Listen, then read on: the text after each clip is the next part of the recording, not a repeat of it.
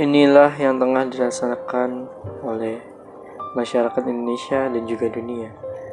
Saya membuat before and after, ada ataupun tidak, sebelum dan sesudah virus corona ini masuk ke Indonesia dan dunia. Selamat menyaksikan video selengkapnya. Lihat ibu berdiri, Sudah diumumkan, negara ini sudah masuk virus COVID-19.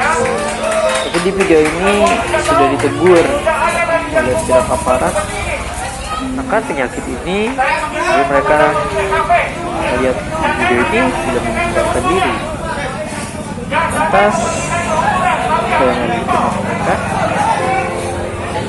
kita tidak tahu apakah mereka demi kebaikan mereka guna menjaga kesehatan mereka juga.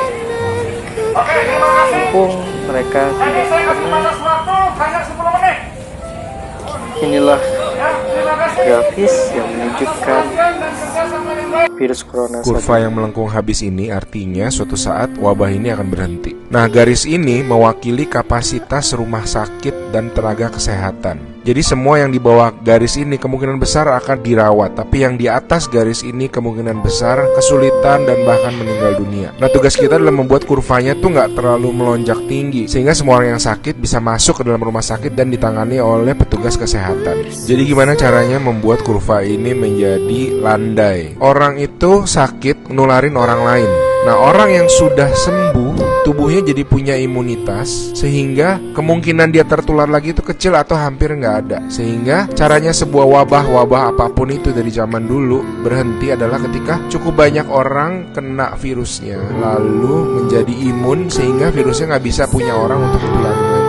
Nah, kenapa selama ini kita perlu banget namanya social distancing atau ngejauhin diri? Animasi ini bagus banget. Ini contoh kalau semua orang bergerak bebas seperti biasa, nggak ada pikiran, semua tetap pergi konser, pergi jalan-jalan. Ini akan terjadi. Satu orang akan menularkan semua orang berbarengan, dan itu yang berbahaya. Seperti tadi kita ngelihat kurvanya ya. Pada akhirnya akan lewat dan pada akhirnya semua orang akan sembuh. Tapi karena kurvanya tinggi, banyak orang akan mati dalam prosesnya. Nah, yang terjadi di Cina dengan adanya lockdown, ditutup, membuat orang tidak sakit sekaligus berbarengan. Jadi kurvanya lebih landai kalau kalian lihat, sehingga memberi waktu untuk orang-orang menjadi sembuh dan akhirnya bisa melandaikan kurvanya. Nah, sekarang kita lihat kalau kita lakukan namanya social distancing, yaitu kalau nggak harus banget nggak usah pergi keluar, kalau nggak penting-penting banget nggak usah ketemu temen, nggak usah ada social function, semuanya ditunda dulu. Kita lihat apa yang terjadi.